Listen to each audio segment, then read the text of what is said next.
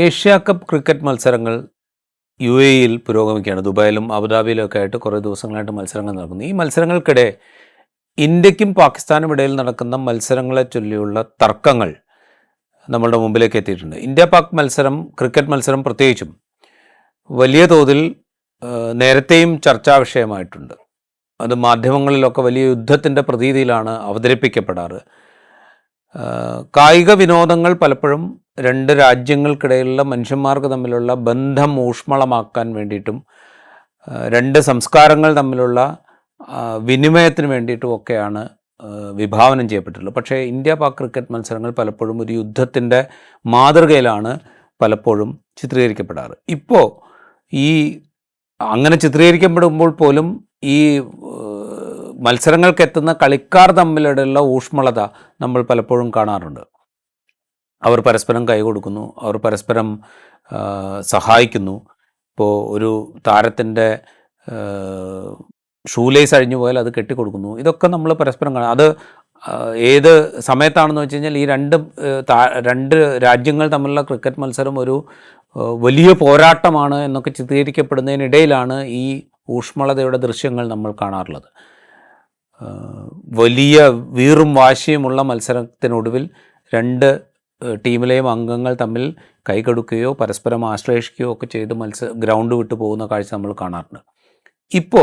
ഇപ്പോൾ നടക്കുന്ന Asia cup cricket മത്സരങ്ങൾക്കിടയിൽ നമ്മൾ കാണുന്നത് ഇന്ത്യയുടെയും പാകിസ്ഥാൻ്റെയും ടീം അംഗങ്ങൾ തമ്മിൽ കൈകൊടുക്കുന്നില്ല. കൈകൊടുക്കാൻ വിസമ്മതിക്കുന്നത് ഇന്ത്യയുടെ ടീം അംഗങ്ങളാണ് എന്നുള്ളതാണ് ഏറ്റവും ഗൗരവമോ കാര്യം. അതിന് കാരണമായി പറയുന്ന പെഹൽഗാമിൽ നടന്ന ഭീകരാക്രമണം, അതിനെ തുടർന്ന് ഇന്ത്യ നടത്തിയ ഓപ്പറേഷൻ സിന്ദൂർ, ഈ രണ്ട് സംഭവങ്ങൾ കൊണ്ട് ഇരു രാജ്യങ്ങൾക്കുമിടയിലുണ്ടായ വൈരം, അതിൻ്റെ പ്രതിഫലനം ക്രിക്കറ്റ് മൈതാനത്തും ഉണ്ടാവുന്നു എന്നാണ് പറയപ്പെടുന്നത്. ഇതേക്കുറിച്ചാണ് നമ്മൾ ഇന്ന് സംസാരിക്കാൻ നോക്കുമ്പോൾ മുതിർന്ന മാധ്യമപ്രവർത്തകനായ ശ്രീ ദിവാകരനാണ്. സ്വാഗതം. നമ്മളിത് ഈ രണ്ട് മത്സരങ്ങളുടെ ഇടയിൽ നമ്മളിത് കണ്ടു, അല്ലെങ്കിൽ രണ്ട് മത്സരങ്ങൾക്കിടയിൽ നമ്മളിത് കണ്ടു. ആദ്യ മത്സരത്തിനിടയിൽ ഈ ടോസിന് ശേഷമുള്ള ഹാൻഡ് ഷേക്ക് ഇല്ലാതിരിക്കുക, മത്സരത്തിന് ശേഷമുള്ള ഹാൻഡ് ഷേക്ക് ഇല്ലാതിരിക്കുക, ഇതേക്കുറിച്ച് പരാതി ഉണ്ടായി. ആ പരാതി ICCയുടെ മാച്ച് റഫറി ഗൗരവത്തിൽ പരിഗണിച്ചില്ല എന്ന് പാകിസ്ഥാൻ പരാതിപ്പെട്ടു. പാകിസ്ഥാനും UAE ആയിട്ടുള്ള മത്സരത്തിൽ നിന്ന് വിട്ടുനിൽക്കും എന്നുള്ള പ്രതീതി ഉണ്ടായി. ഇങ്ങനെ പലതരത്തിലുള്ള നാടകീയ സംഭവവികാസങ്ങളുണ്ടായി. അപ്പോൾ നമ്മൾ വിചാരിക്കുന്ന അടുത്ത മത്സരത്തിലെങ്കിലും ഇത്തരം പ്രശ്നങ്ങളൊന്നും ഇല്ലാതിരിക്കും എന്നാണ്. പക്ഷേ ഇന്നലെ നടന്ന മത്സരത്തിലും ഇതേ സംഭവം ആവർത്തിച്ചു. ക്രിക്കറ്റ് എന്ന് പറയുന്നത് മാന്യന്മാരുടെ കളിയാണ് എന്നാണ് ക്രിക്കറ്റിനെ പോപ്പുലറൈസ് ചെയ്ത ഇംഗ്ലീഷുകാർ. ഞങ്ങൾ സ്വയം മാന്യന്മാരാണെന്ന് അവർ വിചാരിക്കുന്നുണ്ടായിരിക്കും ഇത് മാന്യന്മാരുടെ കളിയാണെന്ന് അവരൊരു പക്ഷേ പറഞ്ഞിട്ടുണ്ടാവുക. എങ്കിൽ പോലും പൊതുവിൽ അങ്ങനെയാണ് വ്യവഹരിക്കപ്പെടുക. അവിടെയാണ് ഈ സംഭവങ്ങളൊക്കെ അരങ്ങേറുന്നത്. ഇതങ്ങനെ വെറുതെ സംഭവിക്കുന്നതാണ് എന്ന് തോന്നുന്നുണ്ടോ, അതോ ഇതിന് പിന്നിലൊരു കൃത്യമായിട്ടുള്ള പൊളിറ്റിക്കൽ അജണ്ടയുണ്ട്? പ്രത്യേകിച്ച് ഗൗതം ഗംഭീറാണ് ഇന്ത്യയുടെ ടീമിൻ്റെ കോച്ച്. ഗൗതം ഗംഭീർ എന്ന് പറഞ്ഞു കഴിഞ്ഞാൽ BJPയുടെ MP ആയിരുന്നു എന്നുള്ളത് നമ്മൾ മറക്കാതിരിക്കണം. അപ്പോൾ ഇത് വെറുതെ അങ്ങ് സംഭവിക്കുന്നതല്ല എന്ന് നമ്മൾ കാണണ്ടേ? തീർച്ചയായിട്ടും ഇതില് രാഷ്ട്രീയം മാത്രമേ ഉള്ളൂ, അല്ലാതെ ഇതില് സ്പോർട്സുമായിട്ട് ബന്ധപ്പെട്ട ഒരു കാര്യവുമില്ല. ഗൗതം ഗംഭീറും അമിത്ഷായുടെ മകൻ ജയ്ഷായി കൂടി ആണ് മറ്റേ BCCA ഇപ്പോൾ നിയന്ത്രിക്കുന്നത്. അവരുടെ താല്പര്യമാണ് ഇപ്പോൾ സ്വാഭാവികമായിട്ടും ഇവിടെ പുറത്തു വരിക. മാത്രമല്ല ഒരു തരത്തിൽ ഇതിനെ ഈ ക്രിക്കറ്റിനെ വളരെ രീതിയിലൊരു അതിനെ കളിയായിട്ട് കാണുകയും അതിൻ്റെ മത്സരമായിട്ട് കാണുകയും ആളുകൾക്ക് പരസ്പരം രണ്ട് ടീമുകളിലെ കളിക്കാർക്ക് തമ്മിൽ ഊഷ്മളമായ ബന്ധം നിലനിൽക്കണം എന്ന് വിചാരിച്ചിരുന്ന വിരാട് കോഹ്ലിയെ പോലുള്ള ആളുകൾ ഇപ്പോൾ ടീമിലില്ല എന്നുള്ളത് കൂടി അവരെ സംബന്ധിച്ചിടത്തോളം വളരെ എനിക്ക് തോന്നുന്നു വളരെ എളുപ്പത്തിൽ ഒരു കാര്യങ്ങൾ എളുപ്പമാക്കാൻ സഹായിച്ചിട്ടുണ്ടാവും. കാരണം കോഹ്ലിയെ പോലെ ഒരാൾ ഉണ്ടെങ്കിൽ കളിയുടെ ഇടയ്ക്ക് സ്വാഭാവികമായിട്ടും മറ്റേ എതിർ ടീമിലെ കളിക്കാരനെ ചിലപ്പോ ആശ്ലേഷിക്കാനോ പുറത്തു തട്ടാനോ അയാളുടെ കൈ പിടിച്ച് ഉയർത്താനോ അല്ലെങ്കിൽ നേരത്തെ പറഞ്ഞതുപോലെ ഷൂസിന്റെ ലേസ് കെട്ടിക്കൊടുക്കാനോ എല്ലാം ചെയ്യുന്ന അത്തരത്തിലുള്ള ആളുകളെ നമ്മൾ എപ്പോഴും കണ്ടിട്ടുണ്ട്. ഇത് പലപ്പോഴും പ്രശ്നങ്ങളൊക്കെ ഉണ്ടാവും. വെച്ചിട്ടുണ്ടെങ്കിൽ ചിലപ്പോൾ രണ്ട് രാജ്യങ്ങൾ തമ്മിൽ, ഇന്ത്യയും പാകിസ്ഥാനും തമ്മിൽ പല തവണ പ്രശ്നങ്ങൾ ഉണ്ടായ സമയത്ത് പരസ്പരം കളിക്കുന്നില്ല എന്ന് തീരുമാനിച്ചിട്ടായിരുന്നു. അതെനിക്ക് തോന്നുന്നു ഒരു തരത്തിൽ പൊളിറ്റിക്കലായിട്ട് ഒരു പക്ഷെ രാജ്യ തലവന്മാർക്കോ മറ്റോ എടുക്കാവുന്ന തീരുമാനമാണ്. കാരണം രണ്ട് രാജ്യങ്ങൾ തമ്മിലുള്ള ബന്ധം ഇത്ര വഷളായിരിക്കുന്ന ഒരു സമയത്ത് ഈ പറയുന്ന ഒരു സൗഹൃദ നാട്യത്തിലുള്ള ഒരു കളി ആവശ്യമില്ല എന്ന് തീരുമാനിക്കാൻ വേണമെങ്കിൽ അതൊരു എനിക്ക് തോന്നുന്നു പലപ്പോഴും പല രാജ്യങ്ങളും പല കാലത്തും ചെയ്തിട്ടുണ്ട്. ചില ഒളിമ്പിക്സുകൾ ചില രാജ്യങ്ങൾ ബഹിഷ്കരിച്ചിട്ടുണ്ട്. അതിനൊരു അവർക്ക് ആതിഥേയ രാജ്യത്തിന്റെ രാഷ്ട്രീയവുമായിട്ട് ചേർന്ന് പോകാൻ അവർക്ക് പറ്റാതിരിക്കുന്ന കാലത്ത് അങ്ങനെ പല കാലത്തും പല സ്ഥലത്തും ഉണ്ടായിട്ടുണ്ട്. അതിൽ ഒരുപക്ഷെ നമുക്ക് അതിനെ കുറ്റം പറയാൻ പറ്റില്ല, കാരണം ഒരു രാജ്യത്തിന്റെ തീരുമാനമാണ്. പക്ഷേ നിങ്ങൾ കളിക്കാൻ തീരുമാനിച്ചു കഴിഞ്ഞാൽ, പരസ്പരം കളിക്കാൻ തീരുമാനിച്ചാൽ, അത് ഏത് വെന്യൂവിലാണെങ്കിലും കളിക്കാൻ തീരുമാനിച്ചു കഴിഞ്ഞിട്ടുണ്ടെങ്കിൽ ഊഷ്മളമായ ഒരു ബന്ധം കളിക്കാർ തമ്മിൽ ശ്രീത് ഇപ്പൊ സൂചിപ്പിച്ച് അത് പരസ്യമായി പ്രഖ്യാപിച്ച് ഞങ്ങൾ ഈ രാഷ്ട്രീയത്തോട് യോജിക്കുന്നില്ല, ആ രാഷ്ട്രീയമായിട്ട് യോജിച്ചു പോകാൻ ഞങ്ങൾക്ക് സാധിക്കില്ല, അതിന് ഇന്ന കാരണങ്ങളുണ്ട്, അതുകൊണ്ട് ഞങ്ങൾ ഈ ഒളിമ്പിക് ഇവന്റിൽ പങ്കെടുക്കുന്നില്ല, അല്ലെങ്കിൽ ഞങ്ങൾ ഈ ടൂർണമെന്റിൽ പങ്കെടുക്കുന്നില്ല എന്ന് പരസ്യമായി പ്രഖ്യാപിച്ചിട്ടാണ് അത് ചെയ്യുന്നത്. ഞങ്ങളോട് പോയാൽ ആ മര്യാദ പാലിക്കുക എന്നുള്ളതൊരു അതെ തീർച്ചയായിട്ടും അത് തന്നെയാണ് ഞാനും പറഞ്ഞു വന്നത്. ഇപ്പൊ നമുക്കറിയാലോ, ഇപ്പൊ ഇംഗ്ലീഷ് മറ്റേ പ്രീമിയർ ലീഗ് നടന്നുകൊണ്ടിരിക്കുന്ന ഒരു സീസണാണ്. ഇപ്പോ അവിടുത്തെ പരസ്പരം ക്ലബ്ബുകൾ തമ്മിലുള്ള വൈരം എന്ന് പറഞ്ഞിട്ടുണ്ടെങ്കിൽ അത് രണ്ട് രാജ്യങ്ങൾക്ക് തമ്മിലുള്ള ഇതിനേക്കാൾ കടുത്ത ശത്രുതയുള്ള ടീമുകളുണ്ട്. പരസ്പരം അവരെ ഏറ്റുമുട്ടുന്നുണ്ട്, അവരുടെ ആരാധകർ ചേരിതിരിഞ്ഞ് പോരാടുന്നുണ്ട്. ഇത് അതേസമയം ക്രിക്കറ്റിൽ നിന്ന് വിഭിന്നമായിട്ട് കളിക്കളത്തിൽ രണ്ട് ടീം അംഗങ്ങൾ തമ്മിൽ ശരിക്കും ഫിസിക്കലി പലപ്പോഴും ഏറ്റുമുട്ടാറുണ്ട്. ഇതെല്ലാം ചെയ്യുമ്പോഴും പരസ്പരം കളിക്ക് മുൻപും കളിക്ക് ശേഷവും പരസ്പരം കൈകൊടുത്ത് പിരിയുക എന്നുള്ളതാണ് ഈ സ്പോർട്സ്മാൻ സ്പിരിറ്റ് എന്ന് പറയുന്ന വാക്കിന് ഉണ്ടാവുന്നത്. അതുകൊണ്ടാണല്ലോ നിങ്ങൾക്ക് എന്ത് ഇതും അതിൻ്റെ അകത്ത് കളത്തിലെ പരിപാടി കഴിഞ്ഞിട്ടുണ്ടെങ്കിൽ അത് കഴിഞ്ഞാൽ പിന്നെ നിങ്ങൾക്ക് തമ്മിൽ ഒരു പരസ്പര ബന്ധം ഉണ്ടായിരിക്കണം എന്നുള്ളതാണ്. കാരണം അതാണ് അതിന്റെ ഒരു മര്യാദ എല്ലാ കാലത്തും. ഇപ്പോ ഓസ്ട്രേലിയയും ഇംഗ്ലണ്ടും തമ്മിലുള്ള ദീർഘകാലമായിട്ടുള്ള ഈ ക്രിക്കറ്റ് വൈരം നമുക്കറിയാവുന്നതാണ്. അപ്പൊ അതിൽ ബോഡി ലൈൻ ക്രിക്കറ്റ് എന്ന് പറയുന്ന പന്ത് കൊണ്ട് ശരിക്കും പറഞ്ഞ രീതിയിൽ ആളുകളുടെ മേത്തേക്ക് പന്തെറിഞ്ഞ് വേദനിപ്പിക്കുന്ന തരത്തിലുള്ള ഒരു തരത്തിലുള്ള ക്രൂരമായ കാര്യങ്ങൾ നടക്കുന്ന കാലത്ത് പോലും ഈ ബന്ധത്തിന് ഒരിക്കലും അതിനൊരു ഇത് വന്നിട്ടില്ല. കാരണം വെച്ചിട്ടുണ്ടെങ്കിൽ കൈ കൊടുക്കാതെ പോവുക, അല്ലെങ്കിൽ അത്തരത്തിലുള്ള ഒരു പരസ്പരം എന്തോ ഒരു ശത്രുതയോടുകൂടി പെരുമാറുക, അതൊരിക്കലും ഉണ്ടായിട്ടില്ല. അത് നമുക്ക് കളിക്ക് മുൻപ് ശേഷവും ആ ബന്ധം നിങ്ങൾക്ക് സൂക്ഷിക്കാൻ പറ്റിയിട്ടില്ലെങ്കിൽ നിങ്ങൾ ഈ ക്രിക്കറ്റോ സ്പോർട്സോ ആയിട്ട് നിങ്ങൾ മുന്നോട്ട് പോകുന്നതിൽ ഒരർത്ഥവുമില്ല എന്നുള്ളതാണ് എനിക്ക് തോന്നുന്നത്. നമ്മൾ ഇന്ത്യ പാക് ക്രിക്കറ്റ് മാത്രം എടുത്തു കഴിഞ്ഞാൽ ഈ ഇരു രാജ്യങ്ങൾക്കുമിടയിലുള്ള നയതന്ത്ര ബന്ധം വഷളായിരിക്കുന്ന കാലത്ത് പോലും അതിനെ പുനരാരംഭിക്കാൻ പാകത്തിലേക്ക് ക്രിക്കറ്റിനെ ഉപയോഗിച്ച കഥ നമ്മുടെ മുമ്പിലുണ്ട്. ഇപ്പോൾ 1978 ഇന്ത്യ പാക് ക്രിക്കറ്റ് മത്സരം ആരംഭിക്കുന്നത് 71 അല്ലെങ്കിൽ 65 മുതലോ 71 ഒക്കെ ഇന്ത്യ പാക് യുദ്ധമുണ്ടായതിൻ്റെ ഒരു ആ സാഹചര്യത്തിൽ ആ ബന്ധം വഷളായത് പുനരുജ്ജീവിപ്പിക്കുന്നത് ഒരുപക്ഷെ ക്രിക്കറ്റിലൂടെയാണ്. അത് കഴിഞ്ഞ് പല ഘട്ടങ്ങളിൽ നമ്മൾ കാണുന്നുണ്ട്. ഇപ്പോൾ 2011 ഇന്ത്യയും പാകിസ്ഥാനും തമ്മിലുള്ള ലോകകപ്പിൻ്റെ സെമി ഫൈനൽ നടക്കുമ്പോൾ ആ മത്സരം കാണാനായിട്ട് പാകിസ്ഥാൻ്റെ പ്രധാനമന്ത്രിയെ ക്ഷണിക്കുന്നത് ഇന്ത്യൻ പ്രധാനമന്ത്രിയാണ്. അവരൊരുമിച്ചിരുന്നിട്ടാണ് ആ കളി കാണുന്നത്. അത് 2008 ആക്രമണത്തിന് ശേഷമുണ്ടായ നയതന്ത്ര ബന്ധത്തിലെ ഉലച്ചിലുകളെ മാറ്റാൻ പാകത്തിലേക്ക് അത് മാറുന്നത് നമ്മൾ കാണുന്നുണ്ട്. ഇങ്ങനെ പല ഘട്ടങ്ങളിൽ അതുണ്ടായിട്ടുണ്ട്. അപ്പോൾ ഇങ്ങനെയാണ് സ്പോർട്സിനെ ഉപയോഗിക്കേണ്ടത് എന്ന് രാഷ്ട്രീയ നേതൃത്വം പോലും തിരിച്ചറിയുന്നൊരു ഒരു അതിൻ്റെ മാതൃകകൾ നമ്മൾ മുൻകാലങ്ങളിൽ കണ്ടിട്ടുണ്ട്. അതിൽ നിന്ന് മാറിയിട്ട് രാഷ്ട്രീയത്തെ ഉപയോഗിക്കേണ്ടത് ഇങ്ങനെയാണ്, കുറെ കൂടെ എന്താ പറയുക, വൈരനിര്യാതന ബുദ്ധിയോട് ഉപയോഗിക്കേണ്ടതാണ് എന്ന് നമ്മൾ 2025 ഏഷ്യ കപ്പ് ക്രിക്കറ്റിൽ കാണുകയാണ് ചെയ്യുന്നത്. നിർഭാഗ്യകരമായിട്ടുള്ള കാര്യമാണ്. കാരണം എന്താ വെച്ചിട്ടുണ്ടെങ്കിൽ നയതന്ത്ര പ്രശ്നങ്ങൾ പലപ്പോഴും ഉണ്ടായിരിക്കുമ്പോൾ തന്നെയും നേരത്തെ രാജീവ് സൂചിപ്പിച്ചതുപോലെ തന്നെ നമ്മളുടെ ഈ രാജ്യങ്ങൾ തമ്മിലുള്ള പ്രശ്നത്തിന് പരിഹരിക്കാൻ ഒരു കാര്യമായിട്ട്, അതായത് പരസ്പരം ക്രോസ് ചെയ്ത് പോകുന്ന സംജോത എക്സ്പ്രസ് ഓടിക്കുന്നത് പോലെ തന്നെ ഒരു പ്രധാനമായിട്ടൊരു കാര്യമായിട്ട് പരസ്പരം ക്രിക്കറ്റ് കളിക്കാം എന്ന് തീരുമാനിക്കുന്നത്. കാരണം രാജ്യങ്ങൾ തമ്മിലുള്ള ബന്ധം നന്നാക്കാനുള്ള ഒരു കാര്യമായിട്ടാണ് അതിനെ കണ്ടിരുന്നത്. മാത്രമല്ല ഇന്ത്യൻ ക്രിക്കറ്റ് താരങ്ങൾക്ക് പാകിസ്ഥാനിലും സച്ചിൻ ടെണ്ടുൽക്കർക്കും മുതൽ കോഹ്ലി വരെയുള്ള ആളുകൾക്ക് അതിഭീകര ഫാൻ ഫോളോവിങ് പാകിസ്ഥാനിലുണ്ട്. അതേപോലെ തന്നെ വസീം അക്രവും വഖർ യൂനിസും ഇമ്രാൻഖാനും ഇതേപോലെ നമ്മുടെ ഒരു കാലത്തെ ഒരു ജനറേഷന്റെ തന്നെ വികാരങ്ങളായിരുന്നു. അങ്ങനെയാണ് ഇപ്പൊ രാജ്യങ്ങൾ തമ്മിൽ എല്ലാ പ്രശ്നങ്ങളും ഉണ്ടായിരിക്കുമ്പോൾ തന്നെ ഈ പരസ്പരം കളിക്കാരെ ബഹുമാനിക്കുക, അവരുടെ കഴിവുകളെ കുറിച്ച് പറയുക. നമ്മുടെയൊക്കെ പത്രങ്ങളിൽ സ്പോർട്സ് പേജുകളിലൊക്കെ ഇവരുടെ കളികളെ കുറിച്ച് എത്രമാത്രം ആളുകൾ എഴുതിയിട്ടുണ്ട്. അപ്പൊ എന്ന് വെച്ചാൽ അങ്ങനെ വൈകാരികമായിട്ട് കണക്ട് ചെയ്ത് കിടക്കുന്ന കാര്യങ്ങളാണിത്. എന്നിട്ട് പോലും ഇപ്പോഴത്തെ ഒരു കാലത്ത് എന്ന് വെച്ചിട്ടുണ്ടെങ്കിൽ പഴയ ഒരു പാകിസ്ഥാന്റെ ക്രിക്കറ്റിനുള്ള ശക്തി പോലും അവർക്കില്ലാത്തൊരു കാലമാണ്. ഇന്ത്യയുടെ ഒരു പക്ഷെ ഒരു ബി ടീമിന് പോലും തോൽപ്പിക്കാൻ പറ്റുന്ന തരത്തിലുള്ള ഒരു ടീമാണ് ഇപ്പോൾ പാകിസ്ഥാൻ. ഇത്തരത്തിലുള്ള യാതൊരു ഷോ ഓഫും അവരുടെ അടുത്ത് കാണിക്കേണ്ട ഒരാവശ്യവും ഇല്ലാത്ത തരത്തിൽ അവരുടെ ഒരു ടീമിന് പോലും ശക്തിയില്ലാത്തൊരു കാലമാണ്.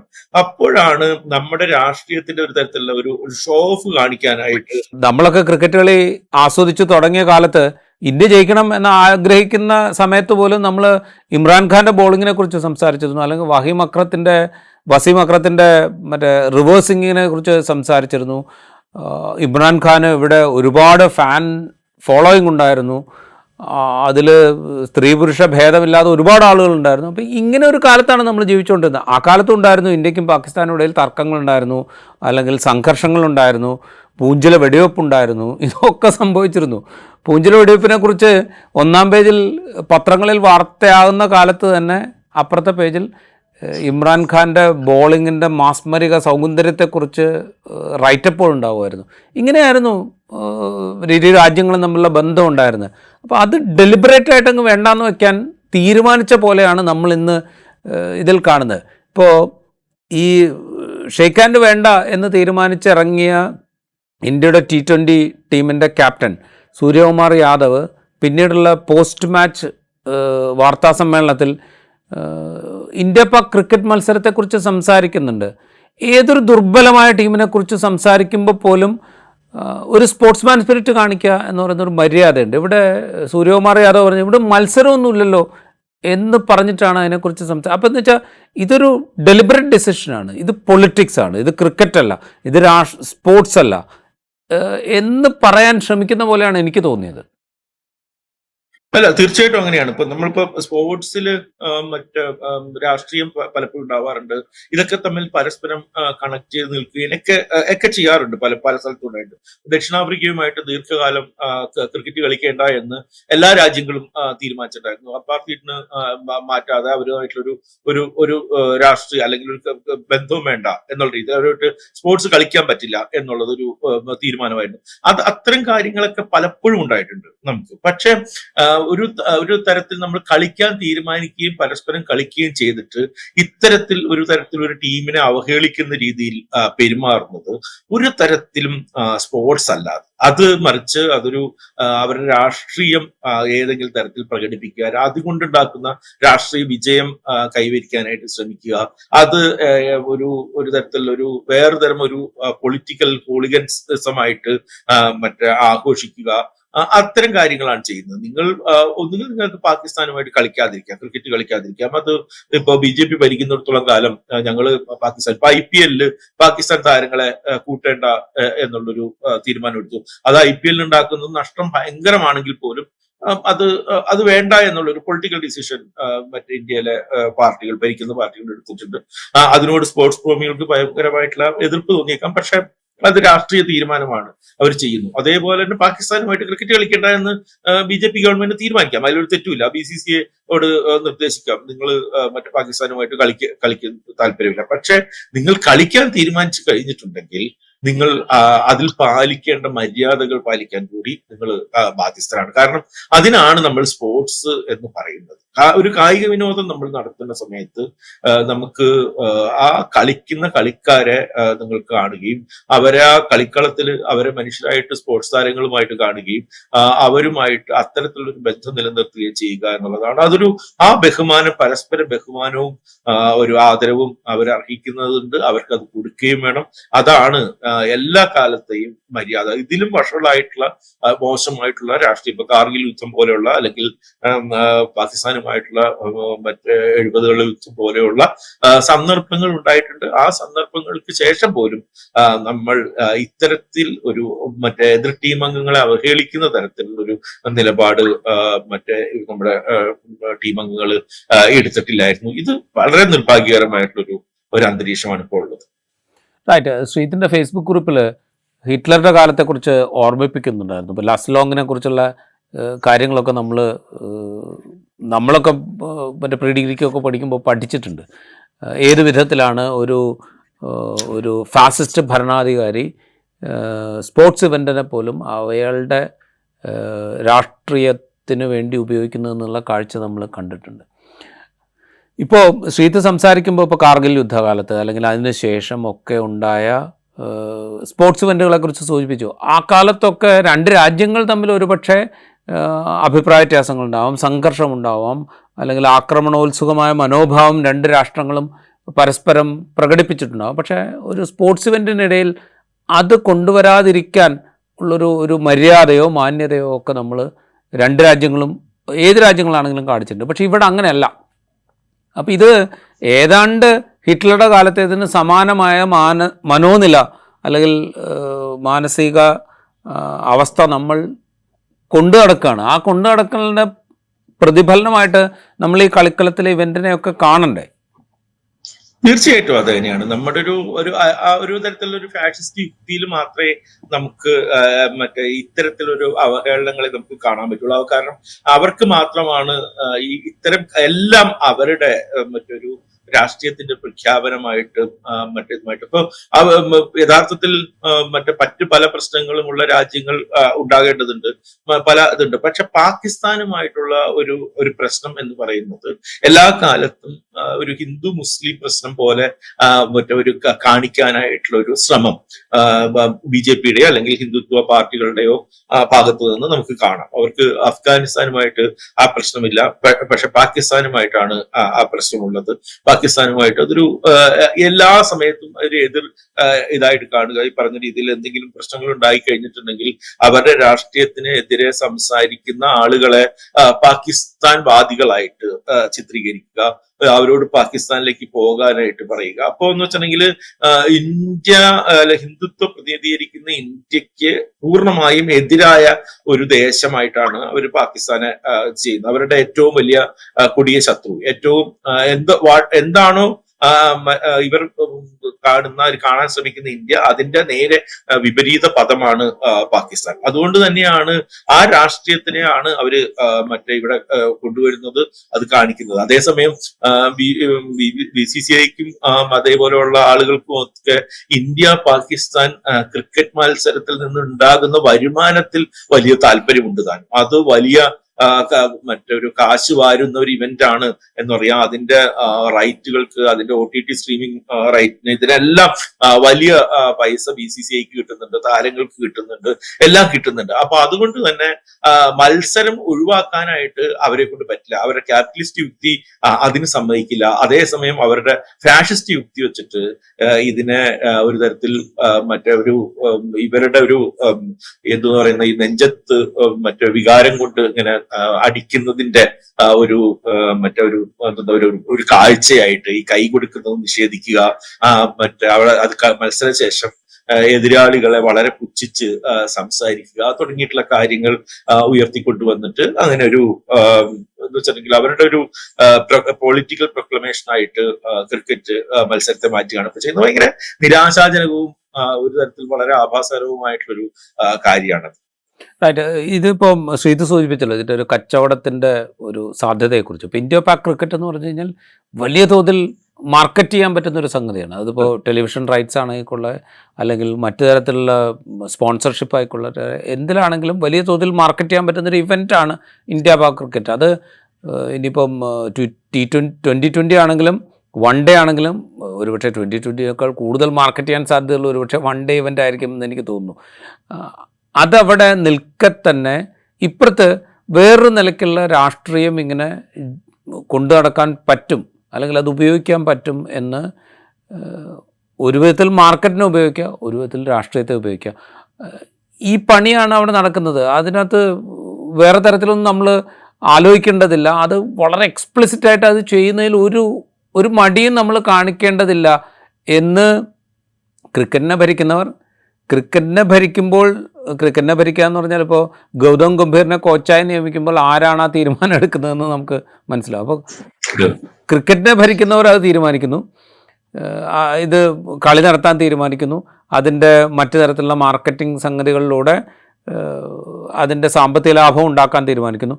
BCCI അത് തീരുമാനിക്കുന്നു വെച്ചാൽ BCCI ആണ് ഇപ്പോൾ ICCI ഭരിക്കുന്നതുകൊണ്ട് ആ തീരുമാനം അവിടെ നടപ്പാക്കുന്നു. ഇപ്പുറത്ത് പൊളിറ്റിക്കൽ ഡിസിഷൻ എടുക്കുന്നവർ അതിൻ്റെ മൈലേജ് എടുക്കുന്നു. അതായത് ഇങ്ങനെ ചെയ്തു കഴിഞ്ഞാൽ ഉണ്ടാകുന്ന മൈലേജ്, വർഗീയമായി ഉണ്ടാകുന്ന മൈലേജ് ഇതാണ് എന്ന് മനസ്സിലാക്കിക്കൊണ്ട് ആ മൈലേജ് എടുക്കാൻ തീരുമാനിക്കും. ഇത് രണ്ടും വളരെ സമാന്തരമായി അങ്ങ് സംഭവിച്ചു പോവുക, അല്ലെങ്കിൽ സമാന്തരമായി നടക്കേണ്ട കാര്യങ്ങളാണ് എന്ന നിലയ്ക്കാണോ നമ്മളിപ്പോൾ കാണേണ്ടത്? അങ്ങനെയാണ്, തീർച്ചയായിട്ടും അങ്ങനെ തന്നെയാണ്. ഇപ്പം പറഞ്ഞുകൊണ്ടിരിക്കുമ്പോൾ ഈ അരുന്ധതി റോയുടെ പുതിയ പുസ്തകത്തില് അരുന്ധതി റോയ് മറ്റേ 2014 നരേന്ദ്രമോദി പ്രധാനമന്ത്രി ആയിട്ട് സത്യപ്രതിജ്ഞ ചെയ്യാനായിട്ട് ഡൽഹിയിലേക്ക് എത്തിയതിനെ കുറിച്ച് പറയുന്നുണ്ട്. അപ്പൊ പറയുന്നത് വെച്ചിട്ടുണ്ടെങ്കിൽ അദാനിയുടെ പേരെഴുതി വെച്ച പ്രൈവറ്റ് വിമാനത്തില് മറ്റേ നരേന്ദ്രമോദി വന്നിറങ്ങുമ്പോൾ അതൊരു പ്രഖ്യാപനമാണ്. അതായത് കോർപ്പറേറ്റ് ഹിന്ദുത്വയാണ് ഇനി ഇന്ത്യ ഭരിക്കാൻ പോകുന്നത്. ഒരേ സമയം നിങ്ങൾ മറ്റേ കോർപ്പറേറ്റുകളെയും അതേസമയം ഹിന്ദുത്വയും ഒരേപോലെ പരിപാലിക്കുന്ന തരത്തിലുള്ള ഒരു കാര്യമാണ് ഇനിയുള്ള ഇവിടെ നടക്കുന്നത്. അതിന്റെ ഒരു തുടർച്ചയാണ് ഇപ്പോ നമുക്ക് കാണുന്നത്. അതുകൊണ്ട് തന്നെയാണ് ഇവർക്ക് മറ്റേ പൂർണ്ണമായിട്ടും പാകിസ്ഥാനുമായിട്ടുള്ള കളി വേണ്ട എന്ന് തീരുമാനിക്കാൻ അവർക്ക് പറ്റില്ല. കോർപ്പറേറ്റ് താല്പര്യം വെച്ചിട്ട് അവർക്ക് അത് വേണം. അതേസമയം BCCI ഇവിടെ പ്രവർത്തിക്കുന്നത്, കുറച്ചു കാലമായി പ്രവർത്തിക്കുന്നത് BJPയുടെ മറ്റൊരു വിങ് ആയിട്ടാണ്. ഇപ്പൊ സ്വാഭാവികമായിട്ടും മറ്റെല്ലാം ഇപ്പോ ഇവിടെ CBI എങ്ങനെയാണോ, ഇവിടെ ഇലക്ഷൻ കമ്മീഷൻ എങ്ങനെയാണോ, അതേപോലെ തന്നെ ഒരു സമയത്ത് സ്വതന്ത്രമായിട്ട് പ്രവർത്തിക്കേണ്ട ഭരണഘടനാ സ്ഥാപനങ്ങളെ മാറ്റിയെടുത്തതുപോലെ തന്നെ അവര് ഈ പറയുന്ന സ്പോർട്സ് കമ്മിറ്റികളെയും എല്ലാം നമുക്ക് ഇപ്പോ പറയുന്ന രീതിയിൽ നമ്മുടെ റെസ്ലിംഗ് അസോസിയേഷന്റെ കാര്യമൊക്കെ നമുക്ക് അറിയാമല്ലോ. അതേപോലെ തന്നെ BCCയും അവരുടെ ഒരു പ്രൈവറ്റ് ഒരു അജണ്ടകളുടെ ഒരു വിങ്ങായിട്ട് അതിനെ മാറ്റിയെടുക്കുന്നു. അമിത്ഷായുടെ മകൻ നയിക്കുന്നു. അവർക്കിടെ BJP ആളുകൾ തന്നെ അതിന്റെ കോച്ചായിട്ടും തീരുമാനമെടുക്കുന്ന ആൾക്കാരുമായിട്ടും അവരുടെ താല്പര്യങ്ങൾക്ക് എതിരായിട്ടുള്ള കാര്യങ്ങളെ അവര് അതിൽ നിന്ന് ഒഴിവാക്കുന്നു.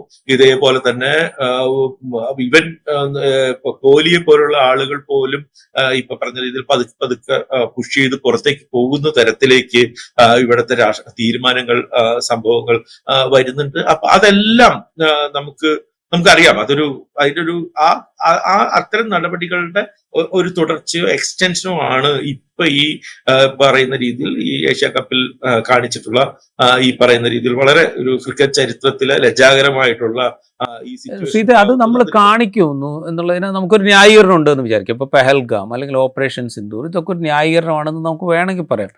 പക്ഷെ അങ്ങനെ പറയുമ്പോൾ പോലും നമുക്കിപ്പോൾ പെഹൽഗാം അത് നടത്തിയത് ഇന്ന ആളുകളാണ്, അവർക്ക് ഇന്ന ബന്ധങ്ങളുണ്ട്, അത് ഇന്ന കാരണത്താലാണ് എന്ന് നമുക്ക് എക്സ്പ്ലിസിറ്റായിട്ട് പറയാൻ സാധിച്ചിട്ടുണ്ടോ എന്നുള്ളൊരു ക്വസ്റ്റ്യൻ കൂടി ഉണ്ടല്ലോ.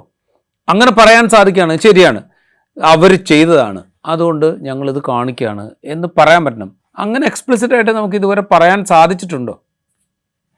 അല്ല, അത് വേറൊരു കാര്യം. അതൊരു ക്ഷാമമായിട്ട് ഇപ്പോ നിൽക്കാണല്ലോ. കാര്യം എന്ന് വെച്ചിട്ടുണ്ടെങ്കിൽ ഇവര് ഗവൺമെന്റ് അവകാശപ്പെടുന്നു അതിന് മറ്റു ഉത്തരവാദികളായ ആളുകളെ വധിച്ചിട്ടുണ്ട് എന്ന് അവകാശപ്പെടുന്നു. എന്നാൽ ഇതിൽ ആരാണ് ഉത്തരവാദികൾ, ആരാണ് അതിന്റെ ഗൂഢാലോചന നടത്തിയിട്ടുള്ളത്, വന്നിട്ടുള്ള മറ്റേ ആളുകളെ എവിടെ വെച്ചിട്ടാണ് വധിച്ചത്, എന്ത് തരത്തിലുള്ള ഏറ്റുമുട്ടലാണ് നടന്നത്, അവരെങ്ങനെയായിരുന്നു അത് പ്ലാൻ ചെയ്തത് തുടങ്ങിയിട്ട് നമുക്ക് ഇപ്പോഴും ഉത്തരം കിട്ടാത്ത 100,000 ക്വസ്റ്റ്യൻസ് അവിടെ കിടക്കുന്നുണ്ട്. അത് വേറെ കാര്യം.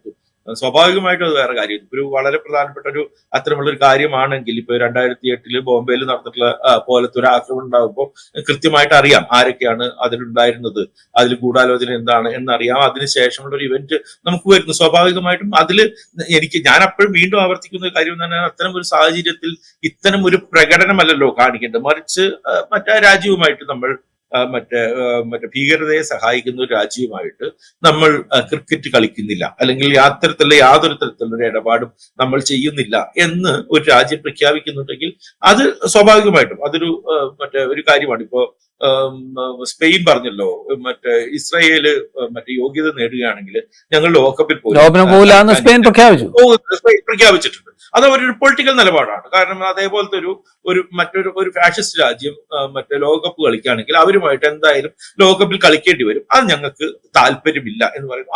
അത് വളരെ ന്യായമായ, വളരെ പൊളിറ്റിക്കൽ ആയിട്ടുള്ള ഒരു തീരുമാനമാണ്. പക്ഷെ അവിടെ ചെന്നിട്ട് നമ്മൾ ഇസ്രായേലുമായിട്ട് കളിക്കും, പക്ഷെ അവർക്ക് കൈ കൊടുക്കില്ല എന്ന് പറയുന്നത് ഒരു തരത്തിലും അംഗീകരിക്കാൻ പറ്റാത്ത ഒരു കാര്യമാണ്. നിങ്ങൾക്ക് ഇത് ചെയ്യുന്നില്ലെങ്കിൽ ഓക്കെ, നിങ്ങൾ കളിക്കാതിരിക്കാം, നിങ്ങളുടെ പ്രതിഷേധം അറിയിക്കാം. ഇപ്പൊ ചില സ്ഥലത്ത് ആളുകൾ ബ്ലാക്ക് ഫ്ലാഗ് ധരിച്ചിട്ട് കളിക്കളത്തിലായിരുന്നു അവരുടെ പ്രതിഷേധമായിട്ട്. ഇപ്പൊ ജർമ്മൻ ടീം ഖത്തറിൽ കളിക്കാൻ ഇറങ്ങിയപ്പോൾ അവര് ഈ മഴവിൽ കളറുള്ള ബാൻഡ് ധരിച്ചിട്ടിറങ്ങി. അത് അവരുടെ വേറെ തരം പ്രതിഷേധം. അത്തരത്തിലുള്ള കാര്യങ്ങളൊക്കെ ലോകത്ത് എപ്പോഴും എല്ലായിടത്തും നടക്കും. പക്ഷേ നിങ്ങൾ എതിർ ടീമുമായിട്ട് നിങ്ങൾക്ക് അവരെ ബഹുമാനിക്കാനായിട്ട് നിങ്ങൾക്ക് പറ്റിയില്ലെങ്കിൽ നിങ്ങൾ ആ സ്പോർട്സ് ഐറ്റത്തിൽ അത് പറയുമ്പോഴേ ഞങ്ങൾ മത്സരിക്കും, പക്ഷെ ഞങ്ങൾ കൈ കൊടുക്കില്ല, ഞങ്ങൾ വേണമെങ്കിൽ ആക്ഷേപിക്കും, പരസ്യമായിട്ട് ആക്ഷേപിക്കും എന്ന് തീരുമാനിക്കുമ്പോൾ നമ്മളൊരു ഒരു ഒരു എന്താ പറയുക, അനാവശ്യമായിട്ടുള്ള വൈരം കുറച്ചും കൂടെ ഊതി വീർപ്പിക്കാൻ കളിക്കളവും കൂടെ ഉപയോഗിക്കുകയാണ്. അതിനൊരു പ്രതികരണം ഉണ്ടാവുകയാണെങ്കിൽ ഉണ്ടായിക്കോട്ടെ, ആ പ്രതികരണം ഉണ്ടാവുകയാണ് ഞങ്ങൾക്ക് വേണ്ടത് എന്ന് പറയാൻ ശ്രമിക്കുകയാണോ ഇപ്പോഴത്തെ ഈ ക്രിക്കറ്റ് ടീമും അതിൻ്റെ കോച്ചും അതിൻ്റെ ഭരണസമിതിയും? തീർച്ചയായിട്ടും അതിലും നമുക്ക് സംശയം പോലും പാടില്ല. ഇവര് അതിന് തന്നെയാണ് ഇത്. അതായത് ഇത് വൈര്യമാളി കത്തിക്കുക, പ്രശ്നം കൂടുതൽ ഇതാകുക, ഇതിനെക്കുറിച്ചുള്ള ചർച്ചകൾ നടക്കുക. അപ്പോൾ സ്വാഭാവികമായിട്ടും കുറച്ചുപേര് ഇത് മര്യാദയല്ല ഇത് ചെയ്യുന്നത് എന്ന് പറയും. അവരെല്ലാം രാജ്യദ്രോഹികളും ദേശദ്രോഹികളുമായിട്ട് ചിത്രീകരിക്കുക. ഇപ്പോ ഇത്തരം ഒരു ചർച്ച സോഷ്യൽ മീഡിയ പ്ലാറ്റ്ഫോമിൽ ഇട്ട് കഴിഞ്ഞിട്ടുണ്ടെങ്കിൽ അതിന്റെ താഴെ വന്നിട്ടും ഈ പറഞ്ഞ രീതിയിൽ ഇവരൊക്കെ മറ്റെന്താ ദേശദ്രോഹികളാണെന്നും ഇവരൊക്കെ പാകിസ്ഥാൻ ചാരന്മാരാണെങ്കിലും എന്നും പറയാനായിട്ടുള്ള ഹൂളിഗൻസ് ഉണ്ടാവും. എല്ലാം ഏറ്റവും പ്രതിസന്ധി ആയിരിക്കുന്ന ഒരു സമയമാണ്. ഏതെങ്കിലും തരത്തിൽ ദേശീയതയിൽ വിശ്വസിക്കുന്ന ആളുകൾ ഉണ്ടെങ്കിൽ അവര് BJP ഗവൺമെന്റിനെ വിളിക്കേണ്ട കാലമാണിത്. കാരണം അമേരിക്കയുമായിട്ടുള്ള ബന്ധം ഏറ്റവും രീതിയിൽ വഷളായിരിക്കുന്നു. എല്ലാ തലത്തിലും തിരിച്ചടികൾ നേരിട്ടുകൊണ്ടിരിക്കുന്നതാണ്. ഇവർ ഇത്രയും കാലം കുറ്റം പറഞ്ഞുകൊണ്ട് നടന്നിരുന്ന ഇവർ ആപ്പുകൾ നിരോധിച്ച ചൈനയുടെ അടുത്ത് പോയിട്ട് താഴ്ന്നു നിൽക്കേണ്ട അവസ്ഥയുണ്ടായി ഇന്ത്യക്ക്. അത്തരത്തിൽ നമ്മളൊന്ന് ആലോചിച്ച് നോക്കിക്കഴിഞ്ഞിട്ടുണ്ടെങ്കിൽ വിദേശ നയത്തിന്റെ കാര്യത്തിൽ ഏറ്റവും മൂക്കുകുത്തി ഈ ഗവൺമെന്റ് നിൽക്കുമ്പോഴാണ് ഇവര് ഇത്തരം ഒരു വിദേശ നയം, അതായത് ഈ പാകിസ്ഥാനുമായിട്ടുള്ള ഇതിന്റെ കാര്യത്തിൽ മാത്രം ഒരു ഊതുവീർപ്പിച്ച ഒരു തരത്തിലുള്ള ഒരു ദേശീയ അഭിമാനവും എല്ലാം കൂടി കാണിച്ചുകൊണ്ട് അവരെ ആക്ഷേപിക്കുകയും എല്ലാം ചെയ്യുന്നത് അവർക്കറിയാം. പക്ഷെ ഇന്ത്യയിലെ BJPയിൽ വിശ്വസിക്കുന്ന BJPയെ പിന്തുടരുന്ന ആൾക്കാർക്ക് അത് മതി. ഈ പാകിസ്ഥാനെതിരെയുള്ള ഈ പറയുന്ന ഒരു ഗോഗാ വിളികൾ മാത്രം ഉണ്ടായാൽ മതി അവരെ രാഷ്ട്രീയം മുന്നോട്ട് കൊണ്ടുപോകാനായിട്ട്. ഈ അമേരിക്കയായിട്ടുള്ള പ്രശ്നങ്ങളും നമ്മുടെ വിദേശ നയത്തിലുണ്ടായിട്ടുള്ള തിരിച്ചടികളും എല്ലാം ആളുകൾ ഈ ഗോഗാ മറക്കും എന്ന് ഇവർക്ക് കൃത്യമായിട്ട് അറിയാം. അത് തന്നെയാണ് ഇവരുടെ ഒരു ശ്രമവും നടക്കുന്നത്. ഒരുപക്ഷെ പാകിസ്ഥാനെ ഒന്ന് പ്രകോപിപ്പിക്കുക, പാകിസ്ഥാനെ പ്രകോപിപ്പിച്ചാൽ ഒരുപക്ഷെ കളിക്കളത്തിൽ മാത്രമായിരിക്കില്ല ചിലപ്പോൾ മറുപടി ഉണ്ടാവുക, വേറെ തരത്തിലൊരു മറുപടി ചിലപ്പോൾ കിട്ടിയേക്കാം. അങ്ങനെയാണെങ്കിൽ ഈ പറയുന്ന എന്താ പറയുക രാജ്യസ്നേഹം അല്ലെങ്കിൽ രാജ്യാതിർത്തി സംരക്ഷണം ഇതൊക്കെ കുറെ കൂടെ മുമ്പോട്ട് കൊണ്ടുപോകാൻ സാധിക്കും എന്നൊക്കെ ഈ പറയുന്ന ആളുകളൊക്കെ വിചാരിക്കുന്നുണ്ടാവും. അതിൻ്റെ കൂടെ പ്രതിഫലനമായിരിക്കാം നമ്മൾ ഈ ദുബായിലെയും അബുദാബിയിലെയൊക്കെ സ്റ്റേഡിയത്തിൽ കാണുന്നത്. എല്ലാം ബോണസാണ് ഇവർക്ക്. അപ്പൊ അതുകൊണ്ട് ഇത് കിട്ടുന്നതെല്ലാം ഇനിയിപ്പോ അതിന്റെ പുറത്ത് ഇനിയിപ്പോ എന്തുണ്ടായാലും നമ്മൾ നടത്തുന്ന ചർച്ചകൾ പോലും അവരെ സംബന്ധിച്ചിടത്തോളം വളരെ ബോണസ് ആയിട്ടൊരു കാര്യമാണ്. കാരണം നമുക്ക് ഇവിടെ ഇരുന്നിട്ട് വേണമെങ്കിൽ യഥാർത്ഥത്തിൽ രണ്ട് ടീമുകൾ തമ്മിലുള്ള ക്രിക്കറ്റ് കളിയുടെ ഭംഗിയെ കുറിച്ചിട്ടും കളികളുടെ വിശദാംശങ്ങളെ കുറിച്ചിട്ടുമാണ് യഥാർത്ഥത്തിൽ ഒരു സ്പോർട്സ് മത്സരം നടക്കുന്ന സമയത്ത് ആളുകൾ ചർച്ച ചെയ്യേണ്ടത്. പക്ഷെ ആ ചർച്ചയ്ക്ക് അവസരം കൊടുക്കാതെ ഇത് ഇന്ത്യ പാകിസ്ഥാൻ ഒരു വിഷയമായിട്ട് മാറ്റുകയും വീണ്ടും നമ്മളുടെ ഉള്ളിലേക്ക് ഈ പാക് വൈരം കുത്തി നിറയ്ക്കുകയും ചെയ്യുക.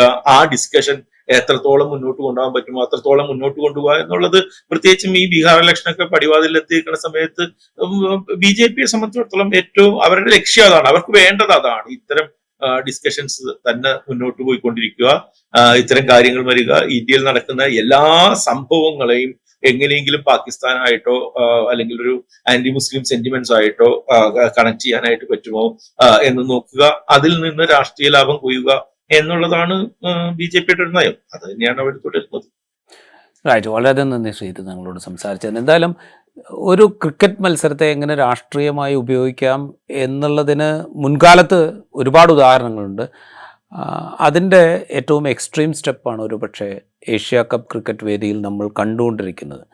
സാധാരണ നിലയ്ക്ക് ഇത്തരം രാഷ്ട്രീയമായി ഒരു കായിക മത്സരത്തെ ഉപയോഗിക്കാനുള്ള ശ്രമങ്ങളുണ്ടായാൽ ആ മത്സരത്തിൽ പങ്കെടുക്കുന്നവർ തന്നെ അതിനെ പ്രതിരോധിക്കുന്ന കാഴ്ച നമ്മൾ പലപ്പോഴും കാണാറുണ്ട്, പല ഘട്ടങ്ങളിൽ കണ്ടിട്ടുണ്ട്. ഇപ്പോൾ ഹിറ്റ്ലർ ഈ കായിക മത്സരത്തെ അതിനുവേണ്ടി ഉപയോഗിക്കാൻ ശ്രമിച്ചപ്പോൾ അതിനെ എതിർക്കാൻ മുന്നിൽ നിന്ന് ഒരു പക്ഷേ ആ കായിക മത്സരത്തിൽ പങ്കെടുത്ത താരങ്ങൾ തന്നെയായിരുന്നു. ഇവിടെ നമ്മളത് കാണുന്നില്ല എന്നുള്ളതാണ് ഏറ്റവും നിർഭാഗ്യകരമായ സംഭവം. രാഷ്ട്രീയം ഏത് വിധത്തിലാണ് ഒരു കായിക മത്സരത്തെ ഉപയോഗിക്കാൻ ശ്രമിക്കുന്നത്, അതിനെ പിന്തുണയ്ക്കാൻ കായിക താരങ്ങൾ ശ്രമിക്കുന്ന കാഴ്ച നമ്മൾ കായിക വേദിയിൽ കാണുന്നു എന്നുള്ളതാണ് ഏഷ്യ കപ്പിൽ നിന്ന് നമ്മൾ കാണുന്ന ഏറ്റവും ദൗർഭാഗ്യകരമായ സംഭവം എന്ന് വിലയിരുത്തേണ്ടി വരും. ഈ എപ്പിസോഡ് ഇവിടെ പൂർത്തിയാവുന്നു. മറ്റൊരു എപ്പിസോഡുമായി വീണ്ടും കാണാം.